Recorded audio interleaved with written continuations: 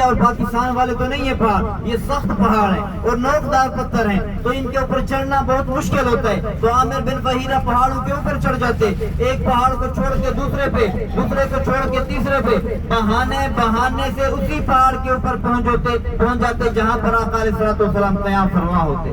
تو وہ وہاں پہنچ کے حضور کی خدمت میں بکریوں کا تازہ دودھ دو کے آپ کو پلایا کرتا تھا۔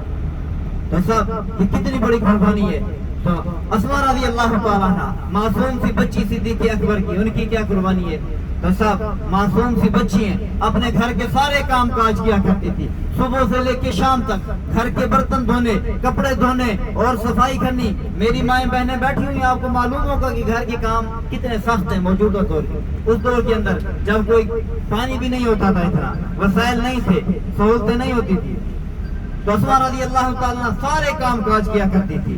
مشکیزے میں پانی لے کے آنا، 25-30-35 کلو کا بوجھ اٹھا کے آنا اور گھر کے کام کے لیے۔ بھائی صاحب جب شام کا وقت ہوتا تازہ کھانا بناتی اور تازہ کھانا بنا کے حضور کی خدمت میں آ کر پیش کیا کرتی تھی۔ بھائی صاحب راستے پر خطر، کفار کا ڈر، دشمنوں کا ڈر، زہریلے جانوروں کا ڈر، خون خوار جانوروں کا ڈر، وہ یہ سارے ڈر خوف اپنی پشت پیچھے ڈال کے آتی، کمر کے پیچھے ڈال کے آتی، بلا خوف بلا جھجک آتی اور آقا علیہ الصلوۃ والسلام کی خدمت میں آ کر کھانا پیش کیا کرتی تھی۔ بھائی صاحب جب اگلے روز حضرت اسماء رضی اللہ تعالیٰ عنہ کھانا دینے کے لیے حاضر ہوتی ہیں تو آپ کے بابا صدیق اکبر رضی اللہ تعالیٰ عنہ آپ کے چہرے کے اوپر وہ نشان دیکھ لیتے ہیں جو ابو جہل نے آپ کو تھپڑ مارا تھا۔ پوچھتے ہیں بیٹا بتاؤ یہ چوٹ کیسے لگی؟ پہلے تو نہیں بتاتی۔ جب صدیق اکبر دوسری مرتبہ پوچھتے ہیں اے میری لختے جگر، میرے دل کے ٹکڑے، میرے اسماء، میری آنکھوں کی ٹھنڈک، بتاؤ یہ چوٹ کیسے لگی؟ تو اسماء رضی اللہ تعالیٰ عنہ کی آنکھوں سے آنسو جاری ہو جاتے ہیں۔ آپ کے بتا رہی ہیں اے بابا جان، جس چہرے کو آپ چوما کرتے تھے، جس چہرے کے ساتھ آپ شفقت والا معاملہ کیا کرتے تھے، اے بابا جان اسی نازک پھول جیسے چہرے کے اوپر ابو جہل نے مجھے زوردار تھپڑ مارے۔ بابا جان میں دروازے کے ساتھ لگ گئی تھی، مجھے شدید چکر لگی ہے، میرا کان پھٹ گیا، خون نکل آیا، بے ہوش ہو کے گری۔ تو اس نے پانی ڈال کے دوبارہ پوچھا بتا تیرے بابا اور محمد عربی کھائیں؟ بابا جان نہ میں نے آپ کا بتایا نہ اپنے آقا کا بتایا۔ تو جیسے ہی صدیق اکبر یہ باتیں سن رہے ہوتے ہیں آپ کی آنکھوں سے بھی آنسو جاری ہو جاتے ہیں۔ آپ کو دیکھ کے آقا علیہ الصلوۃ والسلام بھی رو دیتے ہیں اور ہاتھ بلند کر کے کہتے ہیں یا اللہ یہ ہماری معصوم سی بچی تیرے دین کی خاطر، تیرے حبیب کی خاطر یا اللہ یہ قربانیاں برداشت کر رہی ہے، ہماری بچی کی قربانی کو اپنے بارگاہ میں قبول فرما اور ابو جہل کو جہنم کے کتوں میں سے کتا بنا دے۔ تو سب یہ وہ ملعون درندہ بچوں کے اوپر بھی رحم نہیں کیا کرتا تھا۔ تو سب دیکھیں ہمارے سیدھے ہاتھ کی طرف، سیدھے ہاتھ کی طرف یہ آپ کو بہت بڑی مسجد نظر آ رہی ہوگی۔ اس مسجد کا نام ہے مسجد راجی، یہ سعودی بینک الراجی والوں نے بنوائی ہے۔ اس کا شمار بڑی مساجد میں ہوتا ہے۔ اس سے تھوڑا سا آگے کی طرف دیکھیے آپ کو کافی تعداد میں گولڈن کلر کی بلڈنگیں نظر آ رہی ہوں گی، یلو کلر کی۔ بھائی صاحب یہ بلڈنگیں ان عورتوں کے لیے بنوائی گئی ہیں جن کے شوہر فوت ہو جاتے ہیں، جو عورتیں بیوہ ہو جاتی ہیں وہ انہی بلڈنگوں میں رہتی ہیں اور ان کے تمام اخراجات سعودی حکومت دیتی ہے۔ راشن پانی، کھانے پینے کے، زندگی کے جتنے بھی معاملات ہوتے ہیں، خوشی غمی شادی عید وغیرہ تہوار جو بھی معاملات ہوتے ہیں وہ تمام اخراجات سعودی حکومت دیتی ہے ان عورتوں کو جو بیوہ ہو جاتی ہیں اور وہ انہی بلڈنگوں میں رہتی ہیں۔ یہ کافی تعداد میں ہمارے سیدھے ہاتھ کی طرف ہے۔ بھائی صاحب 3 دن گزرنے کے بعد تو آقا علیہ الصلوۃ والسلام مدینہ کا سفر شروع کرتے ہیں۔ بھائی صاحب یہ جو پہاڑ ہے اس کی جو بلندی ہے 4500 فٹ بلندی ہے۔ تو جب آپ آئے تھے گھر سے ہجرت کر کے مدینہ کی طرف آپ جا رہے تھے تو آپ نے مدینہ والا راستہ اختیار نہیں کیا تھا، دوسرے راستے سے آئے تھے تاکہ کفار آپ کا پیچھا کریں تو وہ بھٹک جائیں، آپ کے پیچھے نہ آ سکیں۔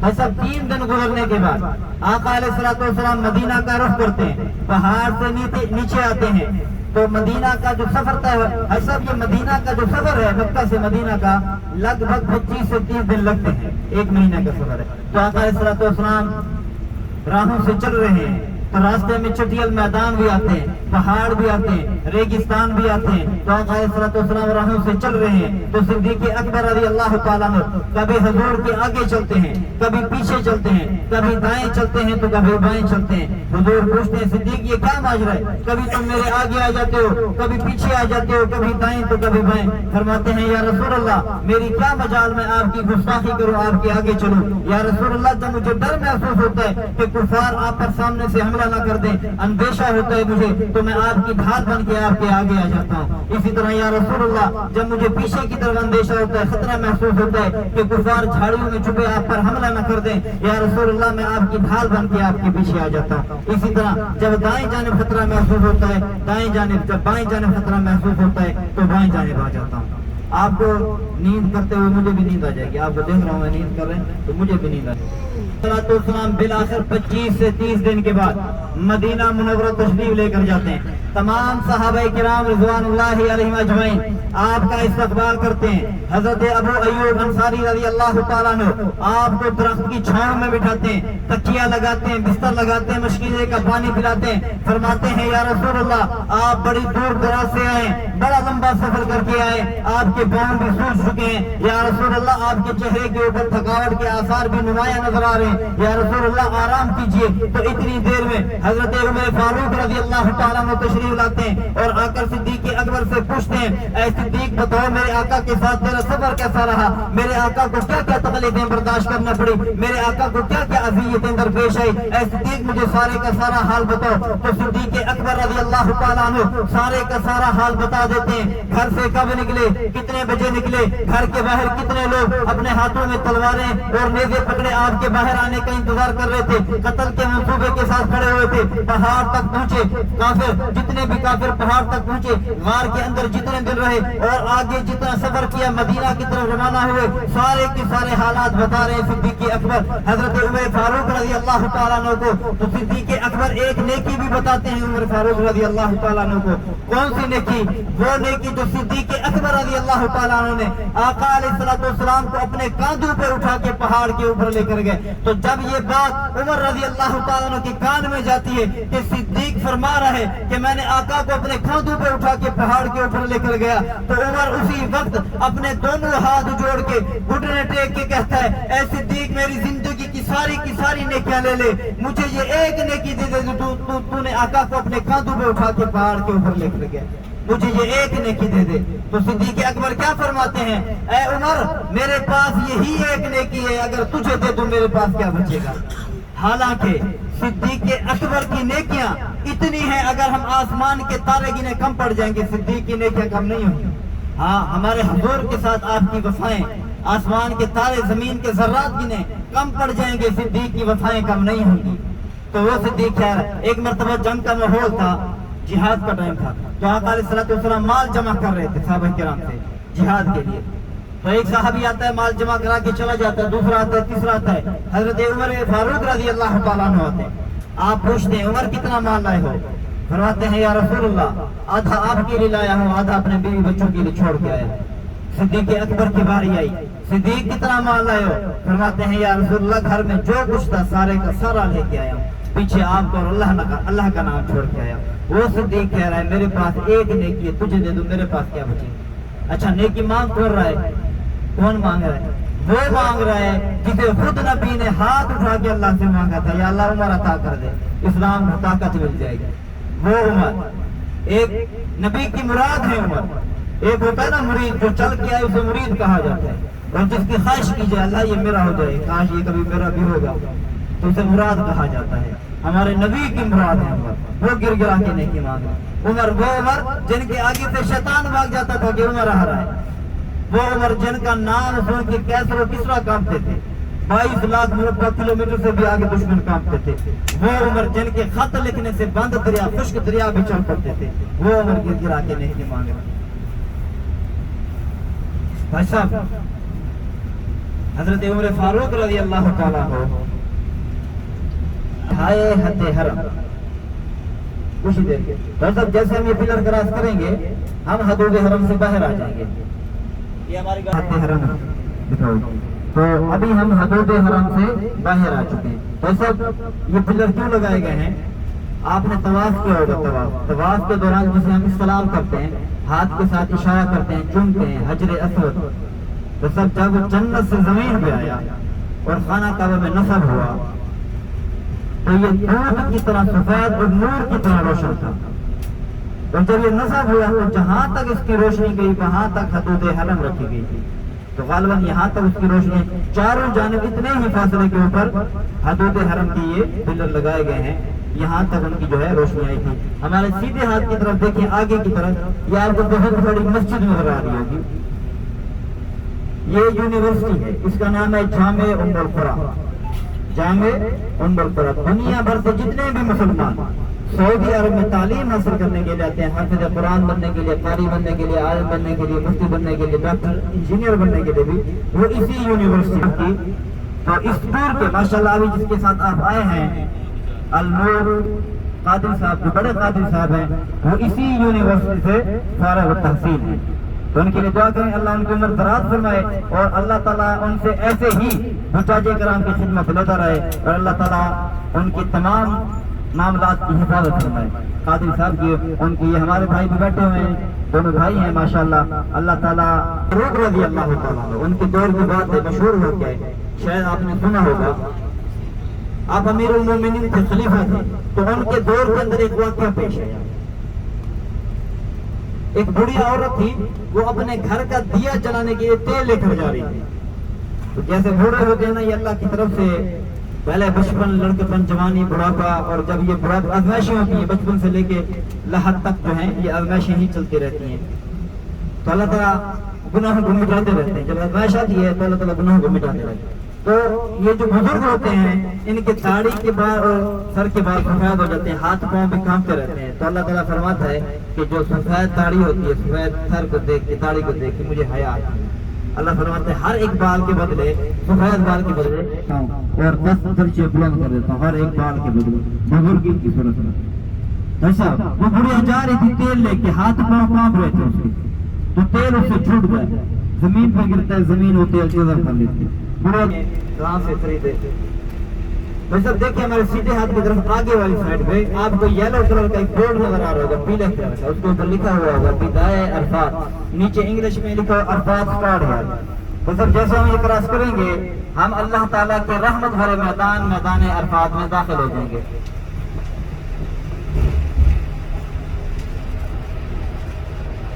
نوم میں ہے، نوم میں اس طرف دیکھیں، یہ جو آپ کو پیڑ، شجر، درخت نظر آ رہے ہیں، یہ سارے کے سارے اللہ کے رحمت والے میدان، میدان عرفات کے ہیں۔ بھائی صاحب یہ وہ میدان ہے، آقا علیہ الصلوۃ والسلام فرماتے ہیں کہ جب محشر کا دن لگے گا، قیامت کا دن لگے گا، اسی میدان کے اندر لگے گا۔